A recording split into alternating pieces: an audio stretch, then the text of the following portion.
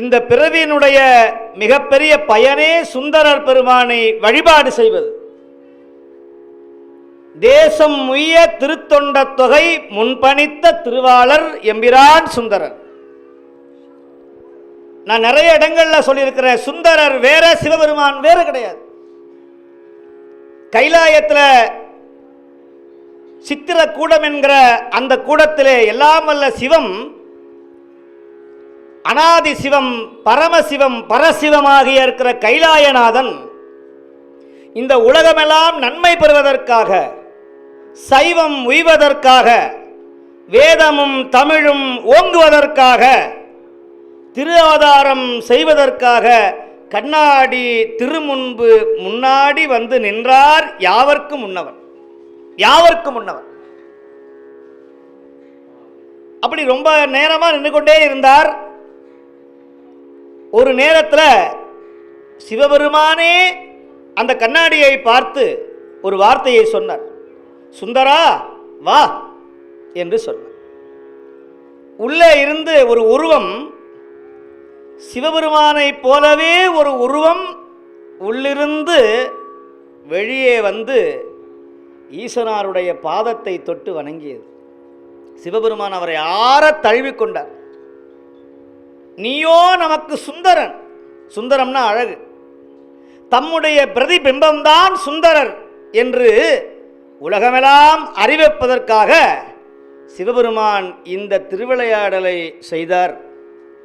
பிறகு சுந்தரர் பெருமானை கைலாயத்திலே தமக்கு திருநீர் மடக்கு ஏந்துவதற்கும், மலர் மாலைகள் பறிப்பதற்கும், பொற்கவரி வீசுவதற்கும் சுந்தரரை பயன்படுத்தி கொண்டார் என்று புராணம் சொல்லுகிறது. அப்பேற்பட்ட சுந்தரரை இந்த தமிழகம், இந்த பாரத கண்டம், இந்த உலகம் உய்வதற்காக, இந்த உலகம் உய்வதற்காக மாதொரு தொண்டனார்க்கு வழி வழி அடிமை செய்யும் தீதில்லாத இந்த திருத்தொண்ட தொகையை தருவதற்கு திரு அவதாரம் செய்துவித்தார் என்று பெரிய புராணம் சொல்லுகிறது. அப்படி சுந்தரர் பெருமானை பக்கத்தில் இருக்கிற அன்னை பறவையார், அம்மை சங்கிலியார், கமலினி அனந்திதி என்கிற நாமத்தை உடைய அந்த சேடி பெண்கள் மீது மையல் மானுடமாய் மயங்கும் வழி ஐயனே என்னை தடுத்து ஆண்டருள் செய் என்று விண்ணப்பம் செய்தார். சுந்தரா, நீ மலர் மாலைகளை பறிக்கிற பொழுது கமலினியும் அனந்திதியும் கண்ணால் நோக்கினை. கண்ணில் பார்க்கறது ஒரு குற்றமா? அது சுந்தரர் பார்த்தார். ஓ, இவர்கள்தான் பெண்களோ என்றுதான் நினைத்தார். வேற காமவயப்படவில்லை. ஓ, இவர்கள்தான் பெண்களா, பெண்கள் இப்படித்தான் இருப்பார்களா? என்ன கைலாயத்தில் எந்த விதமான விகாரத்துக்கும் இடம் கிடையாது. ஓ, பெண்கள் இப்படித்தான் இருப்பார்களா அப்படின்னு தான் நினைத்தார். ஆனால் சுவாமி அவர் மேலே பழி போட்டு நம்மெல்லாம் உய்வதற்காக, நம்முடைய வாழ்வு வளம் பெறுவதற்காக, நம்முடைய ஜென்மம் கடை தேறுவதற்காக, இந்த சுந்தர தமிழை உலகமெங்கும் பரப்புவதற்காக எல்லாம் வல்ல சிவபெருமான் சுந்தரரை ஒரு காரணம் பற்றி பூலோகத்திலே அழுப்பினார். இப்போ சுந்தரர் அப்பாடா, இன்னையிலேருந்து நம்ம விடுதலை. ஒரு முதலாளியே பார்த்து தொழிலாளியே வேலைக்கு வேணான்னு சொன்னால் இன்றைக்கி இருக்கிறாங்களா ஒரு பெரிய ஒரு கும்பிடு போட்டு சர்தாம் போயா, நீ இல்லைன்னா இன்னொரு முதலாளி அப்படின்னு சொல்லுவாங்க. ஆனால் சுந்தரர் அழுகிறார். கைகள் அஞ்சலி கூப்பி கலங்கி, நான் செய்ய சேவடி நீங்கும் சிறுமையேன் மையல் மானுடமாய் மயங்கும் வழி ஐயனே நீ தடுத்து ஆண்டருள் செய்யன. என்ன கீழே போன்னு சொல்லிவிட்டியா? நான் கீழே போய் ஏதாவது தவறு பண்ணினேன்னு சொன்னால் அந்த நேரத்தில் நீ வந்து எனக்கு தடுத்து ஆண்டு அருள் செய் என பணிந்த. சுவாமியும் அவ்வாறே அருளுவது என்று அருளி செய்தார். திருமுனைப்பாடி நாடு, திருநாவலூர் எம்பிரான் சடையனார் இசைஞானியாருடைய திருமணிவயிற்றில் ஆதி சைவ குலத்தில் சிவாச்சாரியார் பரம்பரையில் வந்து அவதாரம் செய்தார் எம்பிரான் சுந்தரர். இவருக்கு மற்றொரு பெயர் ஆளாள சுந்தரர். ஆளாள சுந்தரர். அப்பேற்பட்ட ஆளாள சுந்தரருக்கு வெண்ணநல்லூரில் ஒரு மனத்தை சிதைவு செய்து இருமணத்தை வழங்கியவன் வெண்ணநல்லூர் அருள்துறை அம்மான். ஒரு திருமணத்தை நிப்பாட்டினார், ஆனால் 2 திருமணத்தை வழங்கினார். என்ன தெரிகிறது? சிவபெருமான் நமக்கு ஏதாவது ஒரு காரியத்தை தடுத்து நிப்பாட்டுறதுன்னு சொன்னால் அதை விட 2 மடங்கு, அதை விட உயர்வான 2 விஷயங்கள் நமக்கு இறைவன் தரப்போகிறார். 1 ரூபாயை தடுத்து நிப்பாட்டினார்னா 10 ரூபாயை தரப்போகிறார்னு அர்த்தம். அதுதான் சுந்தரர் சொல்றார். பித்தனோ மறையன் பின்னை பேயனோ. சுந்தரா, பித்தனாயினும் பின்னை பேயனாயினும் எத்தனை தீங்கு நீ சொன்னாலும் மற்றவற்றால் நானேன், எனக்கு வெக்கமே வராது, நீ திட்டு. பிறகு அருள்துறை காட்டினான். உள்ளே சென்றார். சென்ற மறையவரை காணாது ஒழிந்தார். மறையவரே எங்குற்றீர் எங்குற்றீர் என்று தேவர்கள் தேடினார்களாம். திருமுல்லை வாயில் தேடிய வானோர் சேர்த்திருமுல்லை வாயிலாய் திருப்புகள் விருப்பால் பாடி அடியேன் படுதுயர்களையாய் பாசுபதா பரஞ்சுடரே. பிறகு சுந்தரரை தடுத்து ஆட்கொள்ளக்கூடிய கண்ணுதல் கடவுள் வேதியனாகி என்னை ஆட்கொள்ள வந்த வித்தகா, ஊதியம் அறியாதேனுக்கு உணர்வு தந்து உய்யக்கொண்டு கோதிலா அமுதே குணப்பெரும் கொன்றே யான் உன்னை யாது அறிந்து என் சொல்லி ஏத்துகேன் என்று பாடினார். முன்னை நம்மை பித்தன் என்றே மொழிந்தனை, ஆதலால் மண்மேல் நம்மை பித்தன் என்றே பாடுவாய் சுந்தரா என்று சொல்ல, வன்தொண்டர் வாழ்வு தந்ததோர் வன்தொண்டன் என்பதோர் நாமம் தந்து எனக்கு வாழ்வு தந்த பெருமான் திருவெண்ணநல்லூர் அருள்துறையில் மிக அற்புதமான பதிகத்தை, முதல் பதிகத்தை பாடினார் சுந்தரர். கொத்தார் மலர் குழலாய் ஒரு கூறாய் அடியவர் பால் மெய்த்தாயினுமினியானே அவ்வியனாவலர் பெருமான் பித்தா பிறைசூடி பெருமானே என்று இத்தாரணி முதலாம் உலகெல்லாம் உய்ய எடுத்தார். இந்த உலகெல்லாம் உய்வதற்காக எடுத்தார். 4வருடைய அவதாரமே நம்முடைய தலையெழுத்தை மாற்றுவதற்கு, நம்முடைய பிறவியை மாற்றுவதற்கு, நம்முடைய துன்பத்தை அழிப்பதற்காகத்தான் 4வர்கள் அவதாரம் செய்யப்பட்டார்கள் என்பது சத்தியமான உண்மை. அதைத்தான் சொல்லுகிறார் சைவ இலப்பனாவலர். சொற்கோவும் தோணிபுர தோன்றலும் நம் சுந்தரனும் சிற்கோள வாதவூர் தேசிகனும் முற்கோலி வந்திரரேல் நீர் எங்கே, மாமரை நூல்தான் எங்கே, எந்தை பிரான் எழுத்து மஞ்சும் எங்கே அப்பா என்று கேட்டார். சைவத்தின் மேல் சமயம் வேறில்லை, அதில் சார் சிவமாம் தெய்வத்தின் மேல் தெய்வம் இல்லைனும். அதை விட ஒரு தெய்வம் எங்கேயாவது உண்டா? சிவத்தை விட ஒரு தெய்வம் எங்கேயாவது உண்டான்னா கிடையாது அப்படின்னு சொன்னார்கள். நிறைய பேர் சுந்தரரை பார்த்து முருகன் நினச்சிக்கிறாங்க. வள்ளி தேவியான முருகன், அவர் முருகன் தான். மற்றவன் காமனோ அழகில் முருகனோன்னு அன்னை பறவையார் சொக்கி நின்றார்களாம். சுந்தரருக்காக சுவாமி 2 பொழுது நடந்து வந்த மாதம் இந்த பங்குனி மாதம். சுந்தரருக்காக 12,000 பொற்காசை வாரி வழங்கிய மாதம் பங்குனி மாதம். சுந்தரருக்காக வீதி ஓலக்கம் காட்டிய இந்த மாதம் பங்குனி மாதம். பங்குனி உத்தரமாம் புண்ணிய நாளில் அடியவருக்கு அன்னம்பாளிப்பு செய்ய வேண்டும் என்கிற சீரிய மெய்த்தொண்டை பெருமானிடத்திலே விண்ணப்பம் செய்வதற்காக முதுகுன்றத்திலே 12,000 பொற்காசுகளை பெற்று அது கமலாலய குளத்திலே மீட்டு எடுத்தவர் நம்முடைய முதலைவாய் மீட்டெடுத்த முதல்வனார் எம்பிரான் நம்பி ஆரூரர் சுந்தரர் வன்தொண்டர் காதல் மெய்த்தொண்டர் நம்பிகள். அவர் திருவடியை நினைச்சாவே இந்த பிறவி மாசு அழியும். சுந்தரர் சாதாரணமானவர் அல்ல. எல்லாரும் சொல்லுவாங்க அன்னை பறவையார் அம்மை சங்கிலியார் இந்த தொண்டை நாட்டில் உங்கள் சென்னையில் அவதாரம் செய்தவர்கள். சுந்தரருக்கு 2வது திருமணம் நடந்த ஊர் திருவொற்றியூர். சுந்தரருக்கு 2வது திருமணம் அன்னை சங்கிலியாரை மணமுடித்து வைத்தவன் ஒற்றியூர் தியாகராஜ பெருமான் தியாகேசன். 2வது பொண்ணு கொடுத்த ஊர் இந்த சென்னை. ஆனாலும் அவருக்கு நினப்பெல்லாம் எங்கே இருந்தது? என்னதான் திருமணம் பண்ணாலும் ஆரூரானை மறக்கலுமாமே பட்ட வார்த்தை பட நின்ற வார்த்தை வாராமே தவிர பணிப்பானை மட்டவெள் சோலை ஆரூரானை மறக்கலுமாமே ஆரூரானை மறக்கலுமாமே மறக்கலுமாமேன்னு திருவொற்றியூரில் இருந்து வெளியே வேகமாக வந்தார். வந்த மாத்திரத்தில் சுவாமி நீ கண்ணு தெரிஞ்சாதானே நீங்கள் ஊருட்டு போவ, நான் கண்ணை மறைத்து விடுகிறேன்னு கண்ணை மறைச்சார். கண்ணு தெரியலன்னு என்ன பண்ணியிருக்கணும்? சரி, கண்ணு தெரியலையே, திரும்ப திருவொற்றியூருக்கு போயிருக்க வேண்டியதானே. எடுத்த அடியை நான் இனிமேல் மாற்றி வைக்க மாட்டேன். என் உயிரே போனாலும் சரி, நான் திருவாரூர் வீதிவிடங்க பெருமானுடைய திருக்காட்சியை காணாது நான் வீழேன் என்று அங்கிருந்து நேராக புறப்பட்டு பல தலங்களை எல்லாம் வழிபட்டார். வடதிருமலை வாயில், திருவாலங்காடு, திருவெண்பாக்கம் போன்ற புண்ணிய தலங்களை வழிபட்டு நேர கச்சியகம்பம் வந்து சேர்ந்தார். கள்ள கம்பன், நீ சரியான திருடன் அப்படிங்கிறார். கள்ள கம்பன், எங்கள் பிரான், நீ திருடனா இருந்தாலும் எங்கள் பிரான், உன்னை காண நான் கண் பெற வேண்டும். கச்சியகம்பனே, கண்ணளித்தருளாய், முகத்தில் கண் இழந்து எங்கினம் வாழ்வேன்? முக்கனா முனியே முறையோ, எனக்கு 2 கண்ணு இல்லை, உனக்கு 3 கண்ணு இருக்கு.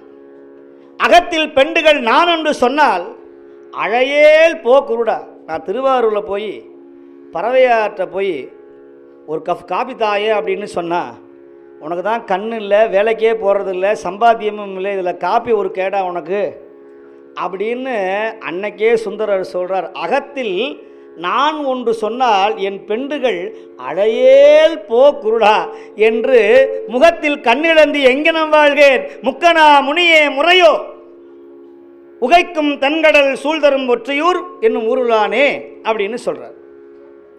இப்போ சுவாமி இடக்கண்ணை அம்மை வழங்க, இடது கண்ணை அம்மை பிராட்டி வழங்க, பிறகு அங்கிருந்து புறப்பட்டு நேர பல தலங்களை எல்லாம் வழிபட்டுட்டு திருவாரூர் வருகிறார். மாலை நேரம், சோலை சூழ்ந்த ஆரூர் அற்புதமான அர்த்தஜாம பூசையில் மீளாடிமை உமக்கே ஆளா என்று பதிகத்தை பாடி வலது கண்ணையும் பெற்றார் நம்பிகள். பிறகு கண்ணு கொடுத்தது மட்டும் இல்லாமல் சண்டை வந்துட்டுது. நான் இங்கே ஒருத்தி இருக்கும் பொழுது நீ இன்னொரு மனம் கொண்டீரே என்று பறவையார் கோபம் கொள்ள, அந்த கோபத்தையும் தீர்ப்பதற்காக பறவை மனை இருதரவ தூது சென்று அந்த ஊடலையும் தீர்த்து வைத்தான். இதனால் பெரிய சண்டை ஏற்பட்டது. ஏர்கோன் கலிக்காம நாயனார் என்கிற நாயனார் எங்கள் பெருமானை, எங்கள் சிவபெருமானை சுந்தரர் ஒரு கேவலம் ஒரு பெண்ணிற்காக, ஒரு குடும்ப சண்டைக்காக தூது விட்டானே, இவனை சும்மா விடப்படாது அப்படின்னு அன்னையிலிருந்து பிரச்சனை ஆயிட்டுது. ஒரு பிரச்சனை முடிஞ்சதுன்னா இன்னொரு பிரச்சனை. சுந்தருடைய வாழ்க்கை, ஞானசம்பந்தருடைய காலம் ரொம்ப கடுமையான காலம். அவருக்கு வயசு 12 வயசு, ஆனால் 8000 எதிரிகள். ஒருத்தர் 2 பேர் இல்லைங்க, 8000 எதிரிகள் அவரை எப்படியாவது கொன்றணும்னு நினைச்சாங்க.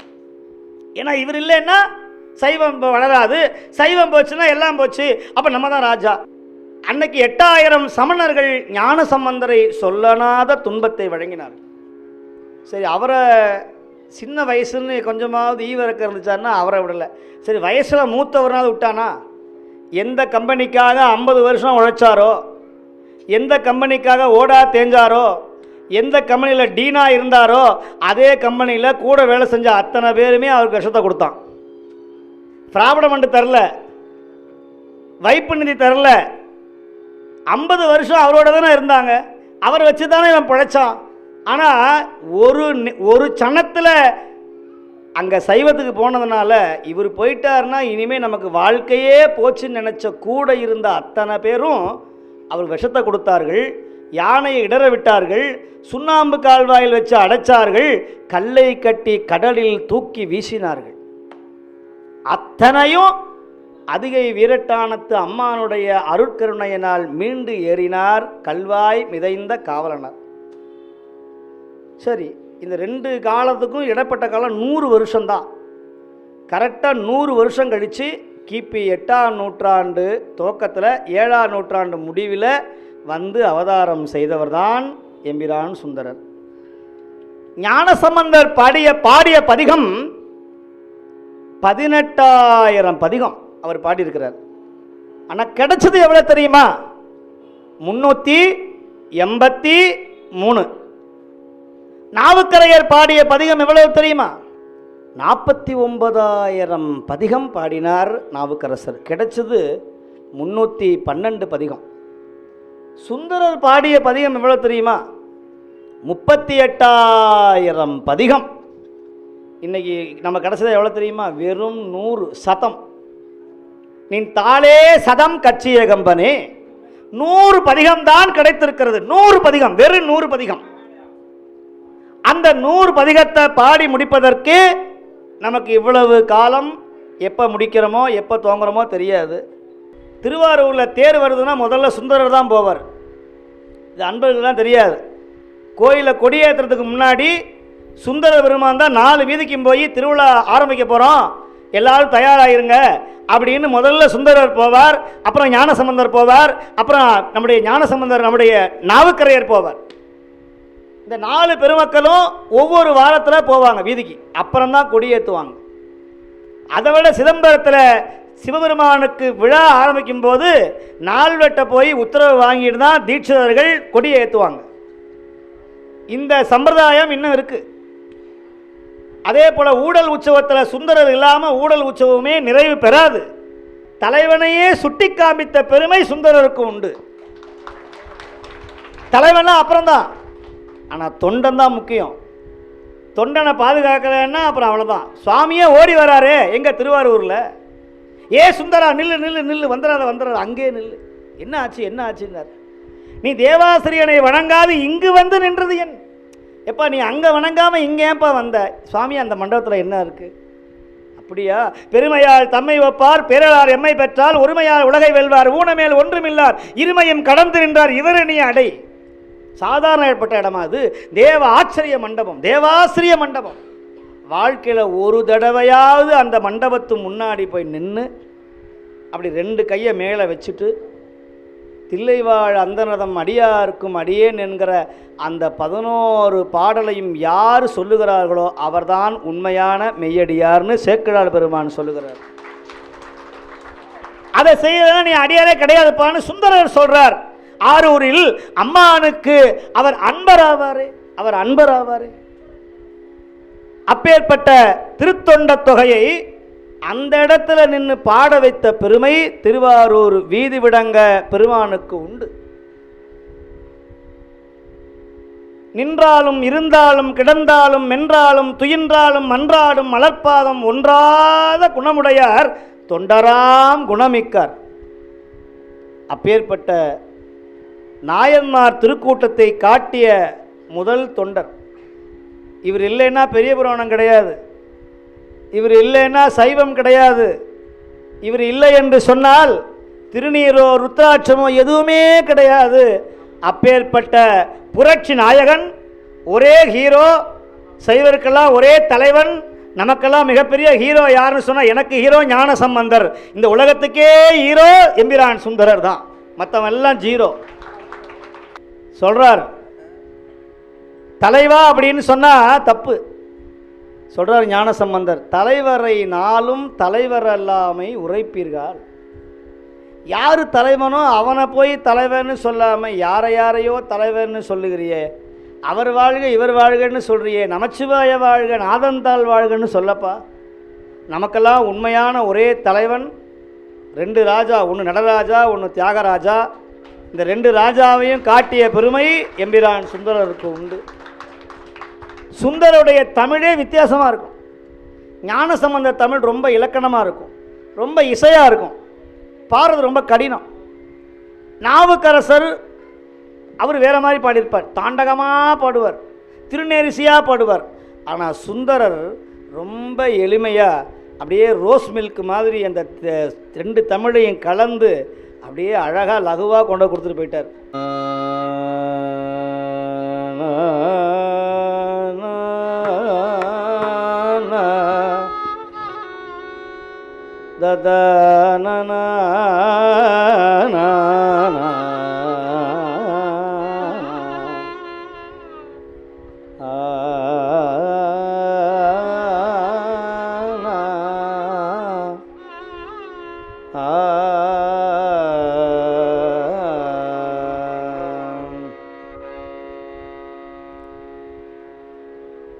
கொத்தார் மலர்குழலாய்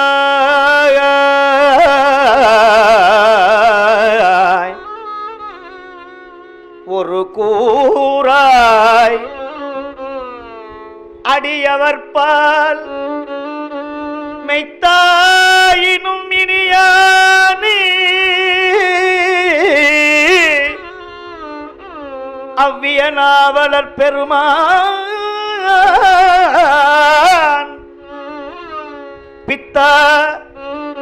பிறை சூடி என பெரிதாம் திருப்பதிகம் இத்தாரணி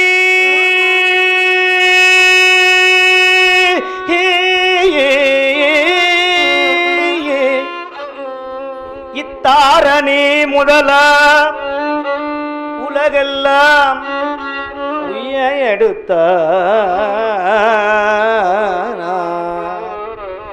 ததன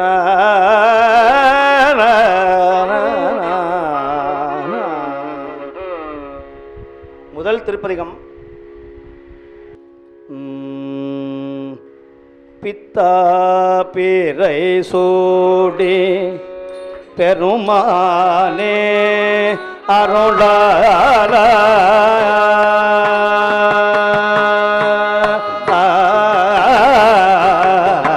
பித்தா பிறை சூடி பெருமானே அருளால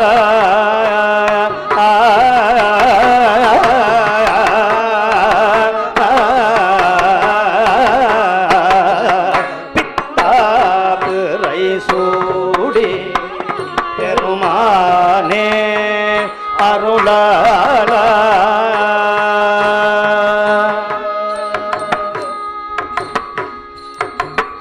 எத்தாயால் மறவாதே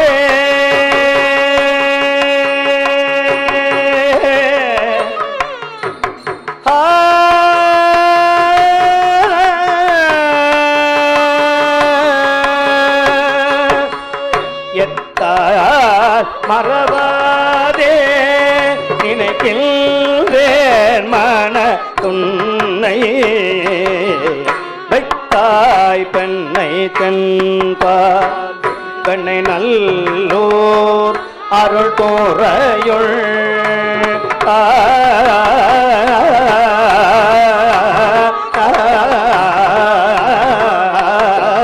வைத்தாய் பெண்ணை தென்பால் பெண்ணை நல்லூர் அருள் தோறையுள் அத்தாயா உனக்காலாயினி